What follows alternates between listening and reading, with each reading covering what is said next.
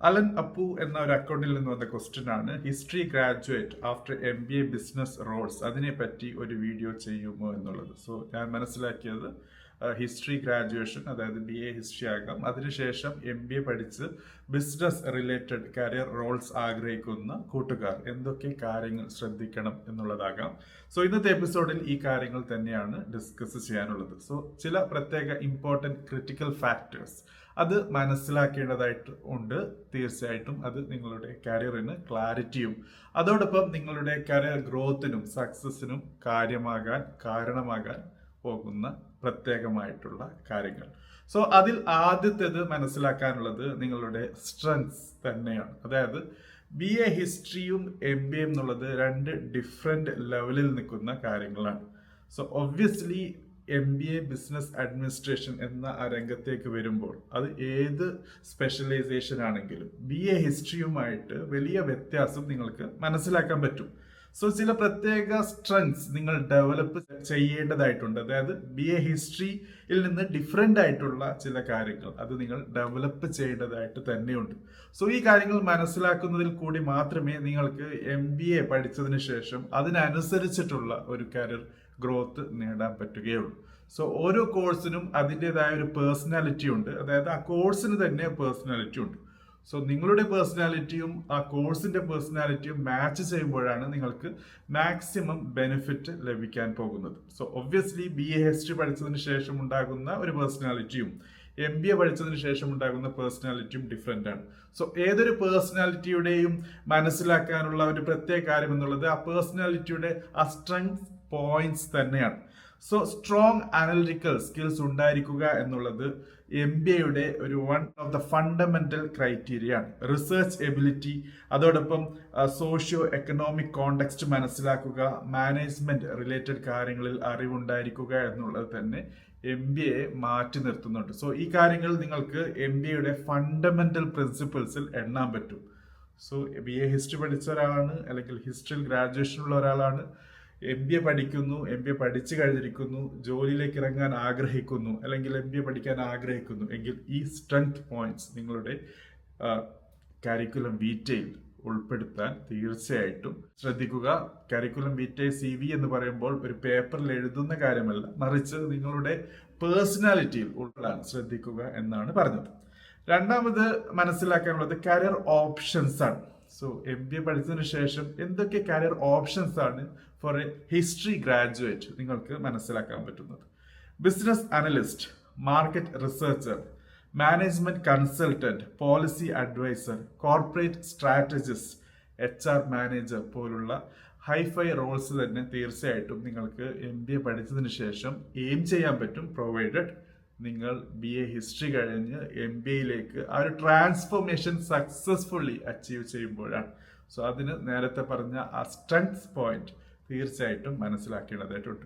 മൂന്നാമത്തത് skill enhancements ആണ്. So data analysis, financial modelling, digital marketing, project management, leadership, communication skills പോലുള്ള കാര്യങ്ങളിൽ തീർച്ചയായിട്ടും നിങ്ങൾ കാര്യമായ എൻഹാൻസ് നേടേണ്ടതായിട്ടുണ്ട്. ആ ഒരു സ്കിൽ എംപവർമെന്റ് നേടേണ്ടതായിട്ടുണ്ട്. സോ നിങ്ങളുടെ പേഴ്സണാലിറ്റിയുടെ ഭാഗമല്ലെങ്കിൽ you need to get proper training and coaching and mentoring. തീർച്ചയായിട്ടും അതിൽ കൂടി മാത്രമേ നിങ്ങൾക്ക് ഈ പറഞ്ഞ സ്കിൽ നേടാനും അത് നിങ്ങളുടെ പേഴ്സണാലിറ്റിയുടെ ഭാഗമാക്കാനും നിങ്ങൾക്ക് സക്സസ്ഫുള്ളി നിങ്ങളുടെ കരിയറിൽ ഇംപ്ലിമെന്റ് ചെയ്യാൻ പറ്റുകയുള്ളൂ. നാലാമത്തത് ഇൻഡസ്ട്രി ഫിറ്റ് ആണ്. അതായത് BA ഹിസ്റ്ററി പഠിച്ച ഒരാൾ MBAയിലേക്ക് വരുമ്പോൾ എന്തൊക്കെ ഇൻഡസ്ട്രി ഫിറ്റ്സ്, അതായത് ഏതൊക്കെ ഇൻഡസ്ട്രിയിലേക്കാണ് ഇതുപോലുള്ള ഒരു ഹിസ്റ്ററി ഗ്രാജുവേറ്റ് മാച്ചിങ് ആയിട്ട് വരുന്നത്. ഒന്ന് എഡ്യൂക്കേഷൻ ആണ്, രണ്ടാമത്തത് കൺസൾട്ടിംഗ് ആണ്, മൂന്നാമത്തത് മീഡിയ ആണ്, നാലാമത്തത് പബ്ലിക് പോളിസി, അഞ്ചാമത്തത് കോർപ്പറേറ്റ് മാനേജ്മെന്റ്, ആറാമത്തത് ഇന്റർനാഷണൽ ഓർഗനൈസേഷൻസുമായി ബന്ധപ്പെട്ടിട്ടുള്ള കാര്യങ്ങൾ.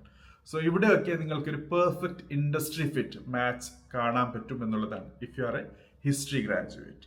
അടുത്തത് നെറ്റ്വർക്കിങ്ങുമായി ബന്ധപ്പെട്ടിട്ടുള്ള നിങ്ങളുടെ ഒരു സാധ്യതയാണ്, അല്ലെങ്കിൽ ആ രീതിയിലുള്ള കാര്യങ്ങൾ എങ്ങനെയൊക്കെ നേടണം എന്ന കാര്യങ്ങളാണ്. സോ ഒരു അലുമിനി ഗ്രൂപ്പിൽ, അതായത് MBA പഠിച്ചതിന് ശേഷം അല്ലെങ്കിൽ ആ പഠിക്കുന്ന സമയത്ത് തന്നെ അതിൻ്റെ റെലവെൻ്റ് ആയിട്ടുള്ള ഒരു അലുമിനി ഗ്രൂപ്പ് ഉണ്ടാകും. അതിൻ്റെ ഭാഗമാകുക എന്നുള്ളതാണ്. അലുമിനി ഗ്രൂപ്പ് എന്ന് പറയുമ്പോൾ ഓരോ ഇൻസ്റ്റിറ്റ്യൂട്ടിൽ നിന്നും പഠിച്ചിറങ്ങുന്ന ആൾക്കാർ പുറത്തു വരുമ്പോൾ അവരുണ്ടാക്കുന്ന ഒരു കൂട്ടായ്മയാണ്. ഈ രീതിയിലുള്ള അലുമിനി ഗ്രൂപ്പാണ് തീർച്ചയായിട്ടും ഏതൊരു ഇൻസ്റ്റിറ്റ്യൂട്ടിനെയും അതിനെ നെക്സ്റ്റ് ലെവലിലേക്ക് എത്താൻ സഹായിക്കുന്നത്. സോ അവിടെ നിന്ന് പഠിച്ചിറങ്ങിയ കുട്ടികൾ അവർ പിന്നീട് ജോബ് നേടി ഡിഫറെന്റ് കമ്പനീസിലും ഡിഫറെന്റ് രാജ്യങ്ങളിലും ഒക്കെ എത്തിച്ചേരും. പക്ഷെ അവർ ആ പഠിച്ചിറങ്ങിയ ഇൻസ്റ്റിറ്റ്യൂട്ടുമായിട്ട് ഒരു സ്ട്രോങ് ബോണ്ട് കീപ്പ് ചെയ്യുന്നത് കൊണ്ട് തന്നെ ഈ ഇൻസ്റ്റിറ്റ്യൂട്ടിന് അവരുടെ പിന്നീട് പുറത്തു വരുന്ന കുട്ടികൾക്ക് ജോബ് ലഭിക്കാനും അങ്ങനെ അവർ ഒരു അലുമിനി ഗ്രൂപ്പിന്റെ ഭാഗമായി ഒരു നെറ്റ്വർക്കിംഗ് ബിൽഡ് ചെയ്തതിനു ശേഷം ഈ നെറ്റ്വർക്കിന്റെ ഭാഗമാകുമ്പോൾ ഈ ഒരു ഇൻസ്റ്റിറ്റ്യൂട്ടിന്റെ റീച്ച് എന്നുള്ളതും അതിന്റെ ഒരു പൊട്ടൻഷ്യൽ എന്നുള്ളതും വളരെ കൂടുതൽ പുറത്ത് വരുന്നു എന്നുള്ളതാണ്. സോ ഇങ്ങനെയുള്ള അലുമിനി ഗ്രൂപ്പ് അവരുടേതായ കൾച്ചറൽ ഇവന്റ്സും കാര്യങ്ങളൊക്കെ കണ്ടക്ട് ചെയ്യുന്നത് കൊണ്ട് മാത്രമല്ല, മറിച്ച് ആ ഒരു ഇൻസ്റ്റിറ്റ്യൂട്ടിന്റെ ഫുൾ പൊട്ടൻഷ്യൽ, അതായത് ടെക്സ്റ്റ് ബുക്ക് നോളജ് മാത്രമല്ല, പുറത്തിറങ്ങി ജോബിലേക്ക് അപ്ലൈ ചെയ്യാനും അതിൽ സക്സസ്ഫുള്ളി റീച്ച് ചെയ്യാനും ഒക്കെയുള്ള സാധ്യത നേടിക്കൊടുക്കുന്നത് ഇതുപോലുള്ള സ്ട്രോങ് അലുമിനി ബോണ്ടിങ് തന്നെയാണ്. അതിനുശേഷം ബിസിനസ് ഫോറംസ് അറ്റൻഡ് ചെയ്യുക, ലിങ്ക്ഡിനിൽ പ്രോപ്പറായിട്ട് കണക്ട് ചെയ്യുക, എങ്ങനെ ലിങ്ക്ഡിൻ ഉപയോഗിക്കണം എന്ന കാര്യത്തെക്കുറിച്ചൊക്കെ ദ എഡ്യൂക്കേറ്ററിൽ ഡിസ്കസ് ചെയ്തിട്ടുണ്ട്.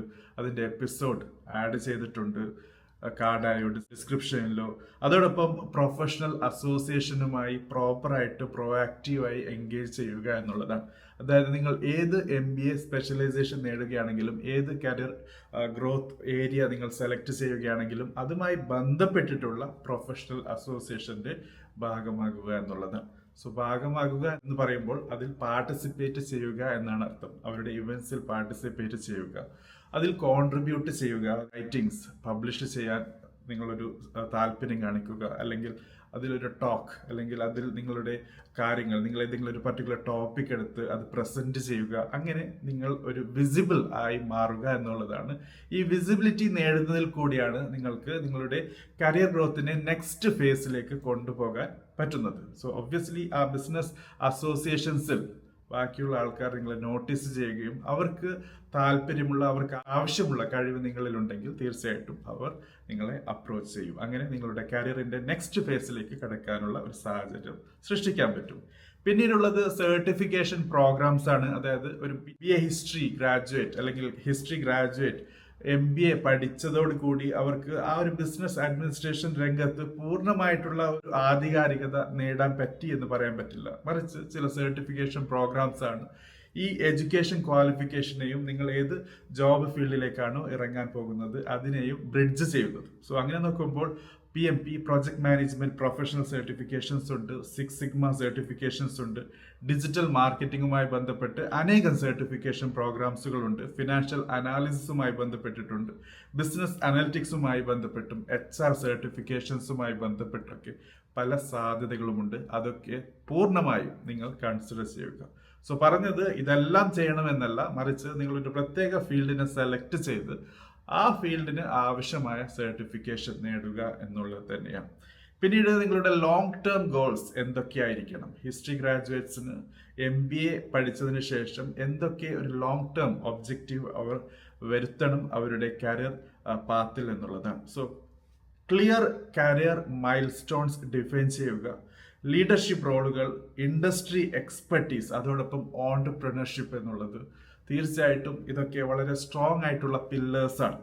സോ ഇതുമായി ബന്ധപ്പെട്ട് അല്ലെങ്കിൽ ബന്ധിപ്പിക്കുന്ന അല്ലെങ്കിൽ ഇതിൽ നിങ്ങളെ സ്ട്രെങ്തൻ ചെയ്യുന്ന കാര്യങ്ങളിൽ കൂടുതൽ സമയം ചിലവഴിക്കുക എന്ന് പറയുമ്പോൾ അതുമായി ബന്ധപ്പെട്ട് കോൺട്രിബ്യൂട്ട് ചെയ്യുക, അസോസിയേറ്റ് ചെയ്യുക, അതോടൊപ്പം നിങ്ങൾ അതിൽ പാർട്ടിസിപ്പേറ്റ് ചെയ്യുക എന്നൊക്കെയുള്ളതാണ്. അതിൽ കൂടി അതുമായി ബന്ധപ്പെട്ട് കിടക്കുന്ന ആൾക്കാരുമായി നെറ്റ്വർക്ക് ചെയ്ത് തീർച്ചയായിട്ടും കൂടുതൽ സാധ്യതകൾ സൃഷ്ടിക്കുക എന്നുള്ളതാണ്.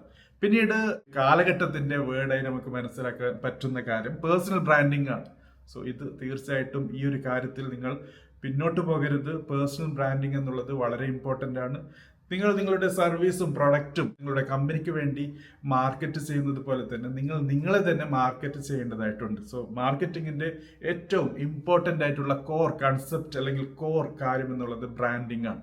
സോ ബ്രാൻഡ് ഡെവലപ്പ് ചെയ്യുന്നതിൽ കൂടി നിങ്ങൾക്ക് അതിന്റെ സക്സസ് തീർച്ചയായിട്ടും ഉറപ്പുവരുത്താൻ പറ്റും. ഇതിന് നിങ്ങൾക്ക് ചെയ്യാൻ പറ്റുന്നത് ലിങ്ക്ഡിൻ പ്രസൻസ് അത് പ്രോപ്പറായിട്ട് ബിൽഡ് ചെയ്യുക, നിങ്ങളുടെ മാനേജ്മെന്റ് ഇൻസൈറ്റ്സിനെ കുറിച്ച് എഴുതുക, പ്രചരിപ്പിക്കുക, അതോടൊപ്പം യുണീക്ക് ഹിസ്റ്ററി MBA പേഴ്സ്പെക്റ്റീവ്, അതായത് നിങ്ങളൊരു ഹിസ്റ്ററി ഗ്രാജുവേറ്റ് ആണ്, MBA കോഴ്സ് ചെയ്യുന്ന ഒരാളാണ് അല്ലെങ്കിൽ ചെയ്ത ഒരാളാണ്. സോ ഈ ഒരു കോംബോ അത്ര കോമൺ അല്ല, അപൂർവമാണ് ഹിസ്റ്ററി ഗ്രാജുവേറ്റ് MBA ചെയ്യുന്ന കാര്യം. സോ അത് എങ്ങനെ ഒരു സിനർജി ഉണ്ടാക്കുന്നു, സിനർജി എന്ന് പറയുമ്പോൾ ഇത് രണ്ട് കമ്പൈൻ ചെയ്യുമ്പോൾ നിങ്ങൾക്കൊരു പ്രത്യേക ബെനിഫിറ്റ് ഡെവലപ്പ് ചെയ്യാൻ പറ്റുന്നു. സോ ഹിസ്റ്ററി ഗ്രാജുവേഷനിലും MBAയിലും അത് പഠിച്ചാൽ ഉണ്ടാകുന്ന ആ ഒരു ബെനിഫിറ്റിനേക്കാളും ഇത് രണ്ട് കമ്പൈൻ ചെയ്യുമ്പോൾ എന്ത് ബെനിഫിറ്റാണ് നിങ്ങൾക്ക് നൽകാൻ പറ്റുന്നത് എന്ന കാര്യം വളരെ നല്ല രീതിയിൽ തന്നെ ആർട്ടിക്കുലേറ്റ് ചെയ്യുക. അത് നിങ്ങളുടെ റെസ്യൂമെയിൽ പ്രതിഫലിപ്പിക്കുക, ഇന്റർവ്യൂവിൽ പ്രതിഫലിപ്പിക്കുക, നിങ്ങളുടെ ജോബിൽ കമ്മ്യൂണിക്കേറ്റ് ചെയ്യുക, നിങ്ങൾക്ക് സംസാരിക്കാനുള്ള, നിങ്ങൾക്ക് ഒരു ബിസിനസ് കോൺഫറൻസിലോ അല്ലെങ്കിൽ അസോസിയേഷൻ പ്രോഗ്രാംസിലോ അല്ലെങ്കിൽ അലുമിനൈ മീറ്റിങ്ങിലോ ഒക്കെ പറയുമ്പോൾ അതിനെ നല്ല രീതിയിൽ തന്നെ പറഞ്ഞ് മനസ്സിലാക്കി കൊടുക്കാനുള്ള ഒരു പ്രസന്റേഷൻ കഴിവ് തീർച്ചയായിട്ടും നിങ്ങൾക്ക് മാത്രമല്ല മറിച്ച് നിങ്ങളുടെ പിന്നിൽ, അതായത് ഇതുപോലെ ഓപ്ഷൻസ് സെലക്ട് ചെയ്യുന്ന ആൾക്കാർക്ക് വലിയ സഹായകരമായിരിക്കും. സോ ഫ്രണ്ട്സ്, ഇതാണ് നമുക്ക് ഈ ടോപ്പിക്കുമായി ബന്ധപ്പെട്ട് കാര്യങ്ങൾ മനസ്സിലാക്കാനുള്ളത്. തീർച്ചയായിട്ടും ഹിസ്റ്ററി ഗ്രാജുവേറ്റ്സിന് MBA സെലക്ട് ചെയ്യുന്നതിൽ കൂടി കരിയറിൽ കാര്യമായ മാറ്റങ്ങൾ കൊണ്ടുവരാൻ പറ്റും. അത് എങ്ങനെയെന്നുള്ളത് എക്സ്പ്ലോർ ചെയ്യേണ്ടത് നിങ്ങളാണ്. പക്ഷെ അതിനുള്ള ഒരു ഗൈഡ് ലൈനാണ് ഈ എപ്പിസോഡിൽ ചെയ്തിട്ടുള്ളത്. നിങ്ങളുടെ ചോദ്യങ്ങൾ തീർച്ചയായിട്ടും കമന്റ് ബോക്സിൽ മെൻഷൻ ചെയ്യുക. അതോടൊപ്പം നിങ്ങളുടെ ഒപ്പീനിയൻസ്, അഭിപ്രായങ്ങളും. Thank you for watching.